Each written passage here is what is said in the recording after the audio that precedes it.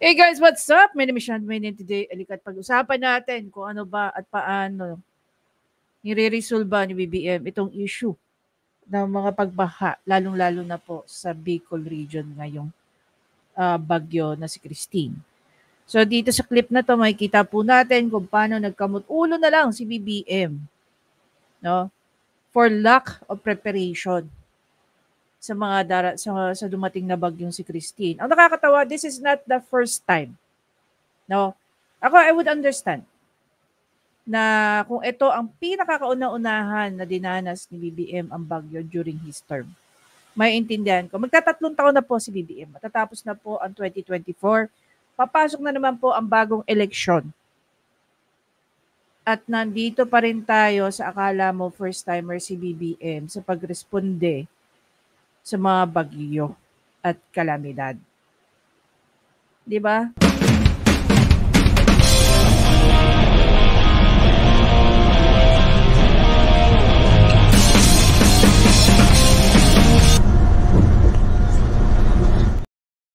Okay, guys. I-play na muna natin video and tingnan natin kung ano yung reaction ni BBM.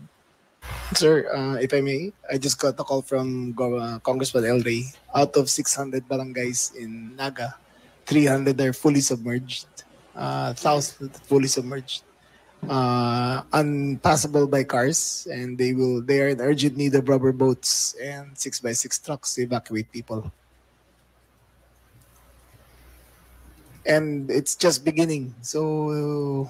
Well, for them, in Kamsur, medyo paalis na. Yes, sir. So for the rest of Luzon, yes, it's not yet even quite begun yet. That's right. So sila yung nauna. In his words, sir, they're in desperate need. Hindi daw kaya ng local government. It's really the flooding that we're going to have to deal with. So, anong gagawin natin? Sir, anong gagawin natin? Sir, Putang ina.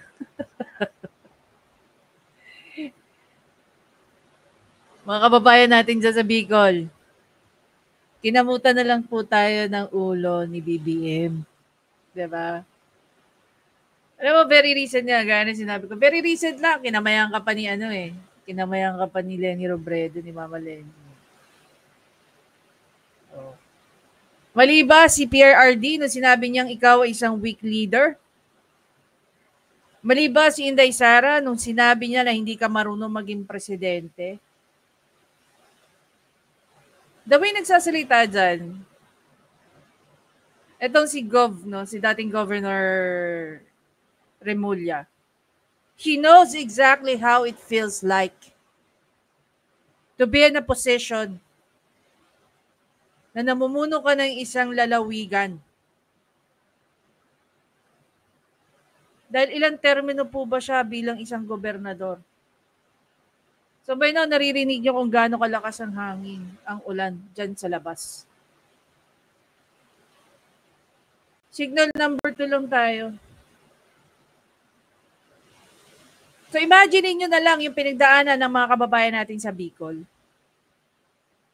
Hindi po ba?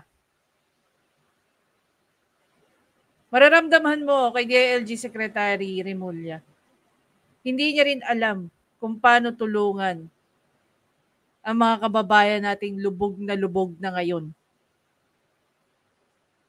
Ayon nga sa mga kaibigan natin na taga Bicol ngayon or naka-base ngayon sa Bicol, lalo na dyan sa may Kamsur. Sabi niya, it will take about a week before bumaba yung baha. So, aabot pa ba ng 1 linggo before tayo makabigay ng tulong sa mga kababayan natin? Nakita mo ba yung ripple effect? From Bicol, now to Quezon, Batangas, Laguna, Metro Manila, Bulacan, up to Isabela. Sobrang pagpo-fact check naman ito, BBM. Diba? Nung sinabi mo, nagpagawa ka ng 5,500 na flood control, nalubog ang Metro Manila.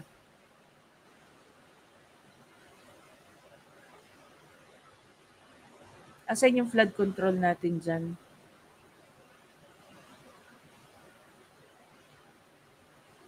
Sa lahat ng kumukonsinte sa mga ginagawa ng mga kongresista natin, mapasenador man yan, mapa-congressman yan, ang nagbabayad taong bayan. Alam nyo guys, hindi ako matatakot na paulit-ulit humingi ng tawad sa lahat ng Pilipino sa pagboto ko kay BBM. Kasi sa pagboto ko, andi dito tayo ngayon sa sitwasyon na to. 'Di ba? Meron pang mga tanga nagko-comment sa akin na hindi naman daw kasalanan ni Bongbong Marcos kung bakit daw binabaha o umuulan ng malakas. 'Di ba? Utang ina ninyo, hindi ko naman sinisisi si Bongbong Marcos dahil hindi niya mapigilan yung pagdagsa ng mga bagyo. Sinasabi natin, time immemorial, taon-taon po meron tayong bagyo.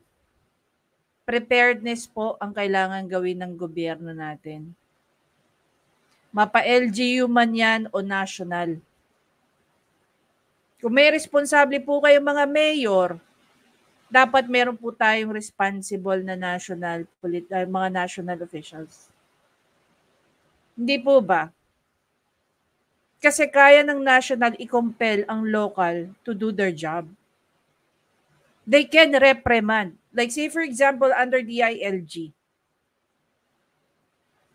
'Di ba? Yung mga hindi gumagalaw dyan sa baba, pwede na pong i-reprimand yan.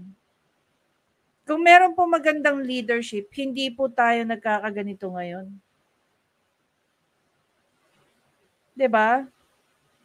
I'm very sure maraming mga loyalista ang affected sa nangyaring pagbaha. I'll give you one good example. Isang kasama natin, si Coco Locoy. 'Di ba? Area niya yung mga nabaha eh. Excuse me. Binoto at sinuportahan niya si BBM ng eleksyon.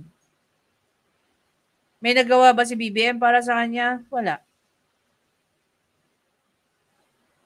Nga. 'Di ba? Yung patuloy niyong pagtatanggol kay BBM, yung patuloy niyong pagsisinungaling at pagpapasinungaling patungkol sa mga pinagagawa niya na akala niyo nakakabuti para sa atin, patuloy po tayong ifa-fact check ng reality. Na wala talagang kwenta si BBM. Imagine niyo, kamot ulo ka na lang. Kung yan nagkaroon ng preparedness prior sa mga bagyong dumarating, and uulitin ko, this is not the first time. Nangyari na yan in the previous bagyo na nagdatingan. 'Di ba? Yung mga loyalista ngayon, they don't want to tackle yung kapalpakan ni BBM sa kanyang administrasyon on how BBM respond sa mga ganitong kalamidad. So ngayon, sa pagiging competent ni BBM, alam niyo kung ano dapat ang matutunan natin dito sa nakikita natin.